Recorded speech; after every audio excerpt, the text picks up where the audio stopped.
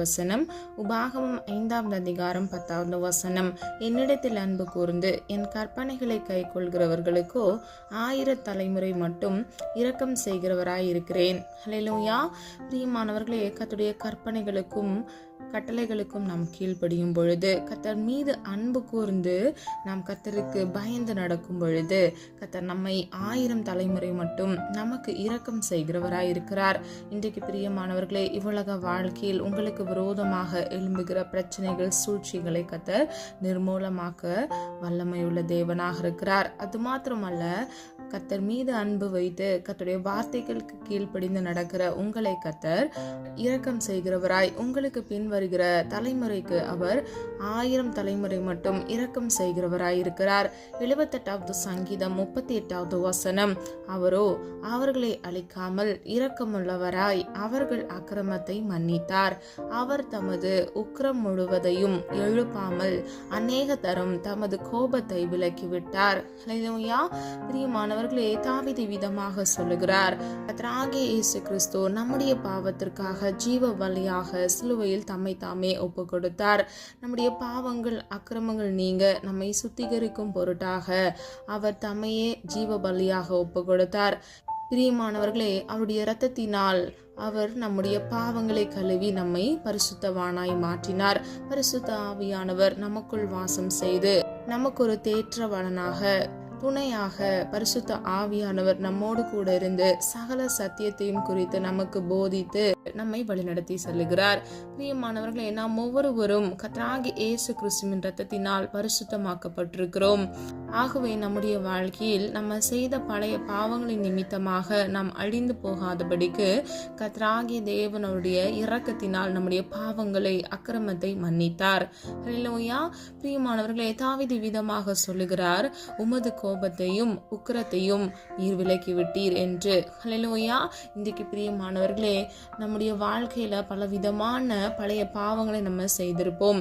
நம்முடைய வாழ்க்கையில் நாம் ரட்சிக்கப்படுவதற்கு முன்பாக அநேக முறை கர்த்தருக்கு விரோதமாக நம்ம செயல்களை செய்திருப்போம்.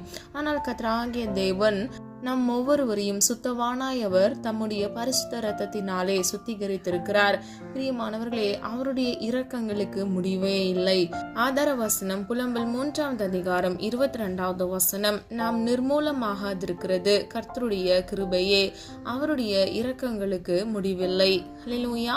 பிரியமானவர்களே, நாம் ஒவ்வொருவரும் விழுந்து போகாதபடிக்கு, நிர்மூலமாகாதபடிக்கு இருப்பதற்கு கர்த்தருடைய கிருபையே காரணமாக இருக்கிறது. அவருடைய இரக்கங்களுக்கு முடிவே இல்லை.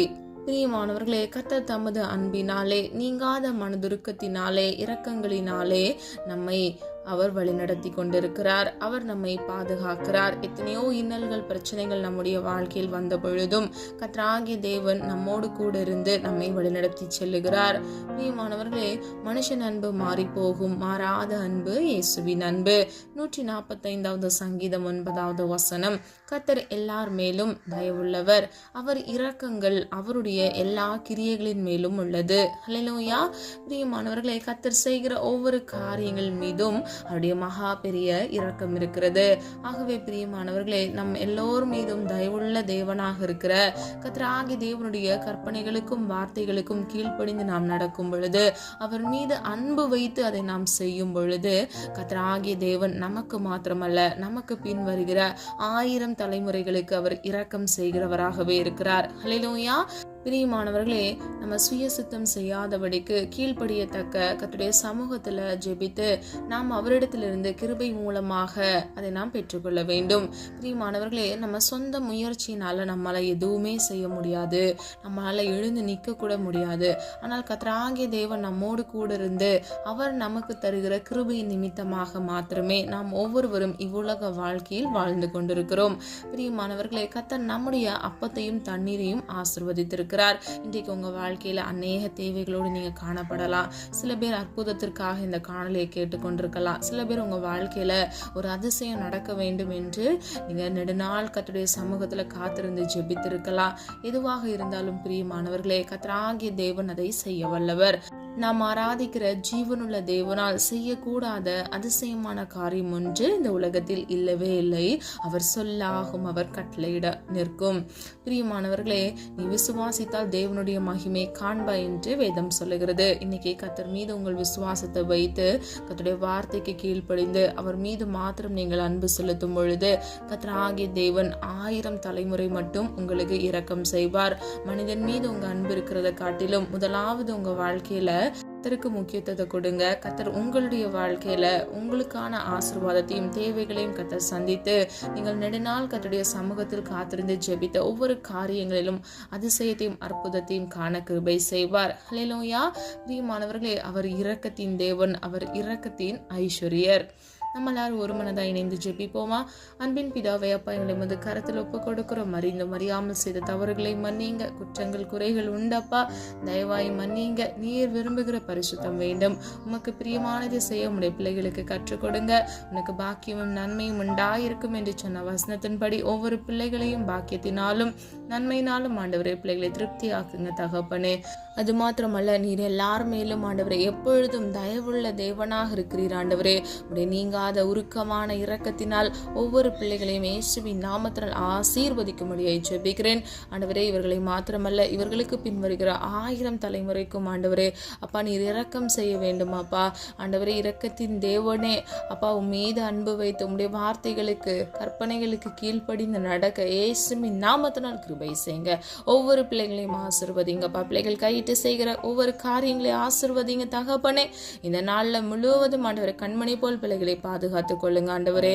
ஒவ்வொரு நாளும் அப்பா புது புது கிருபையினால் நன்மையினாலும் திருப்தியாக்குவேன் என்று சொன்னீங்களே அப்பா.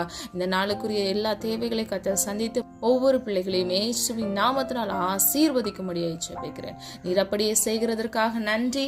நான் உன்னிடத்தில் வந்து உன்னை ஆசீர்வதிப்பேன் என்று சொன்ன வசனத்தின்படி ஒவ்வொரு பிள்ளைகளையும் கர்த்தர் இன்று பிரத்யோஜமாக சந்தித்து இயேசுவின் நாமத்தினால் ஆசீர்வதிக்கும்படியாய் ஜெபிக்கிறேன். எல்லா தேவைகளை சந்திங்க. பிள்ளைகளுடைய அப்பத்தையும் தண்ணீரையும் ஆசீர்வதிங்க ஆண்டவரே. அப்பா, உம்முடைய பிள்ளைகள் நெடுநாள் உடைய சமூகத்தில் காத்திருந்து ஜெபித்த ஒவ்வொரு காரியங்களிலும் இயேசுவின் நாமத்தினால் அற்புதத்தை காண கிருபை செய்யுங்க. ஒப்பு கொடுக்கிறோம், தாழ்த்துக்கிறோம். மீட்பர் இயேசு கிறிஸ்துவின் மூலம் ஜெபிக்கிறோம் ஜீவனுள்ள நல்ல பிதாவே, ஆமேன்.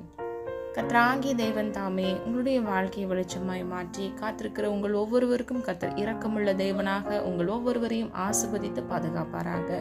God bless you.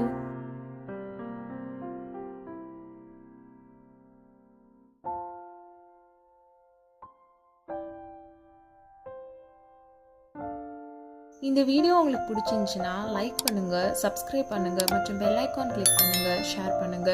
God bless you.